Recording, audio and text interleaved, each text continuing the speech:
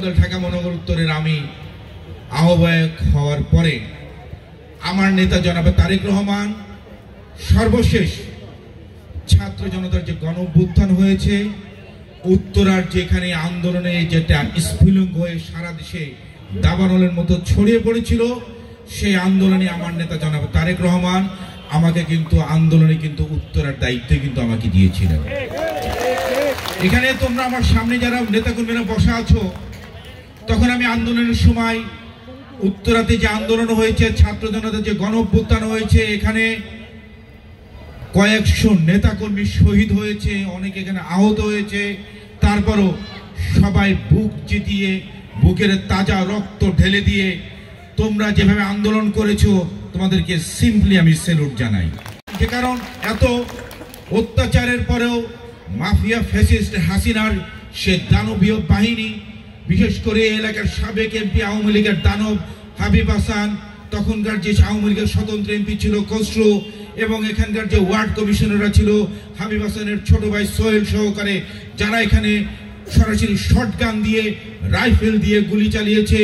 ওদিকের তুরাগের আর এক কমিশনার, সে যখন মাইলস্টোনের সামনে যেখানে গুলি চালিয়েছে, সবাই তোমরা যুবরাজের সবাই তোমরা কিন্তু সেই গুলির বিপক্ষে সিম্পলি হাতে লাঠি নিয়ে বুক চিতিয়ে তাদের বিরুদ্ধে তোমরা লড়াই করেছো। প্রিয় সহকর্মী বৃন্দ,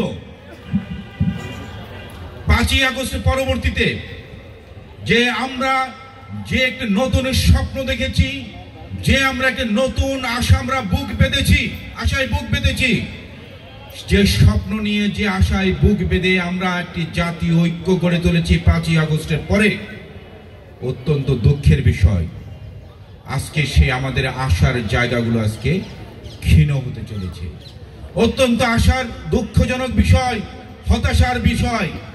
আমরা যে আশায় বুক বেঁধে আগামী দিনগুলো আমরা চলার আমরা যে চেষ্টা করছি, সেই জায়গাগুলোতে আজকে নানা প্রতিবন্ধকতা সৃষ্টি হচ্ছে।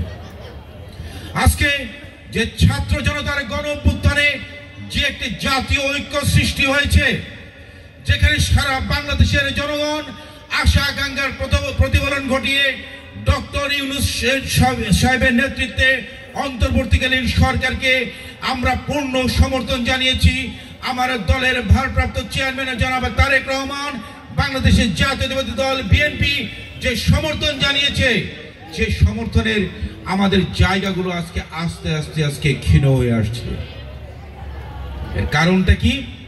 কারণটা যদি খুঁজতে পাওয়া যায়, গত 17 বছর যে মৌলিক মানুষের যে মৌলিক দাবিগুলো নিয়ে আমরা যে আন্দোলন করে আসছি, মানুষের ভোটাধিকার ফেরত দেওয়ার জন্য, একটি সুষ্ঠু অবাধ নির্বাচনের জন্য বাংলাদেশের জাতীয়তাবাদী দল বিএনপি যে আন্দোলনের নেতৃত্ব দিয়ে আসছে, মানুষের মৌলিক অধিকারগুলো ফেরত পাওয়ার জন্য যে আন্দোলন করে আসছে, মানুষের বাক স্বাধীনতাগুলো ফেরত পাওয়ার জন্য আমাদের নেতা জনাব তারেক রহমানের নেতৃত্বে যে আমরা আন্দোলন করে আসছি, যে আন্দোলন করতে গিয়ে সারা দেশে 17 বছর আমাদের 3000-এর বেশি নেতাকর্মী শহীদ হয়েছে, যে আন্দোলন করতে গিয়ে সারা বাংলাদেশে আমাদের 1200-এর উপরে নেতাকর্মী গুম হয়েছে, সর্বশেষ যে আন্দোলন করতে গিয়ে ছাত্র জনতার গণ অভ্যুত্থানে আমাদের 500-এর বেশি নেতাকর্মী শহীদ হয়েছে।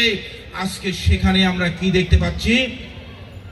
এখনো সেই কাঙ্ক্ষিত যে নির্বাচন আমরা দাবি জানিয়ে এসেছি, এখনো সেই নির্বাচনের রোড ম্যাপ ঘোষণা করা হয়নি। আমরা কি দেখতে পাচ্ছি? মানুষের মৌলিক অধিকারগুলো এখন পর্যন্ত তারা কিন্তু ফেরত পায়নি।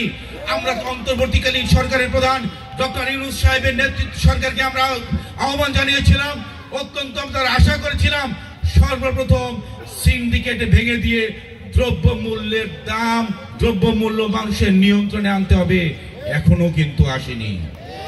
এখনো কিন্তু বাংলাদেশের বিভিন্ন জায়গায় আর্থিক খাতগুলো কিন্তু এখনো কিন্তু সেভাবে তারা সেই সিন্ডিকেট মুক্ত করেনি। অত্যন্ত দুঃখজনক ভাবে দেখতে পাচ্ছি মাফিয়া ফ্যাসিস্ট শেখ হাসিনার আমলে হাসিনার যে দোসররা প্রশাসনের শীর্ষ জায়গায় বসেছিল, তারা এখনো কিন্তু প্রশাসনের শীর্ষ জায়গায় বসে তারা কিন্তু নানাভাবে ষড়যন্ত্র করছে। অন্তর্বর্তীকালীন সরকারের প্রধান ডক্টর ইউনূস সাহেবকে বলতে চাই, আপনি যে সংস্কারগুলো প্রয়োজন করলে একটি সুষ্ঠু গণতান্ত্রিক নির্বাচন, অবাধ নির্বাচন হবে, বাংলাদেশের মানুষগুলা তাদের ভোটাধিকার প্রয়োগ করতে পারবে, সেই সংস্কারগুলো অত্যন্ত দ্রুত সময়ের মধ্যে করে নির্বাচনের ব্যবস্থা দিন, নির্বাচনের তারিখ ঘোষণা করুন। বাংলাদেশের 17টি মানুষ, 17টি বছর বাংলাদেশের মানুষ যে নির্বাচনের আকাঙ্ক্ষায় আছে, বাংলাদেশের মানুষ আজকে 17টি বছর যে ভোটাধিকার প্রয়োগ করতে পারেনি, অতি দ্রুত সেই নির্বাচনের তারিখ ঘোষণা করুন এবং বাংলাদেশের মানুষকে তাদের ভোটাধিকার প্রয়োগ করার সুযোগ করে দিন। আমি আপনাদের প্রতি আহ্বান জানাচ্ছি। সর্বোপরি আমি বাংলাদেশ জাতীয়তাবাদী যুব দলের প্রতিটি স্তরের নেতাকর্মীকে আহ্বান জানাচ্ছি, বিশেষ করে 1 নম্বর ওয়ার্ডের নেতাকর্মী আহ্বান জানাচ্ছি, জনগণের পাশে থাকুন, জনকল্যাণমূলক কাজ করুন, জনসম্পৃক্ত থাকুন, মানুষের ভালোবাসা অর্জন করা যায় সেভাবে নিজেদেরকে পরিচালিত করুন। মনে রাখবেন, বিএনপির সকল ক্ষমতার উৎস হচ্ছে এদেশের জনগণ। এজন্য জনগণের পাশে থাকতে হবে, জনসম্পৃক্ত থাকতে হবে, জনগণের আস্থা অর্জন করতে হবে, জনগণের ভালোবাসা অর্জন করতে হবে। আপনাদের উদ্দেশ্যে পাশাপাশি আরেকটি কথা বলে যেতে চাই, আপনাদের কারোর দ্বারা যদি জনগণের দুঃখ দুর্দশা যদি বৃদ্ধি পায়, বাংলাদেশের জাতীয়তাবাদী যুবদল আপনার বিরুদ্ধে শাস্তিমূলক ব্যবস্থা গ্রহণ করবে। শাস্তিমূলক ব্যবস্থা গ্রহণ করে ক্ষান্ত হবে না, প্রয়োজন মতে আপনাদেরকে আমরা আইনের হাতে সুপর্দ করব।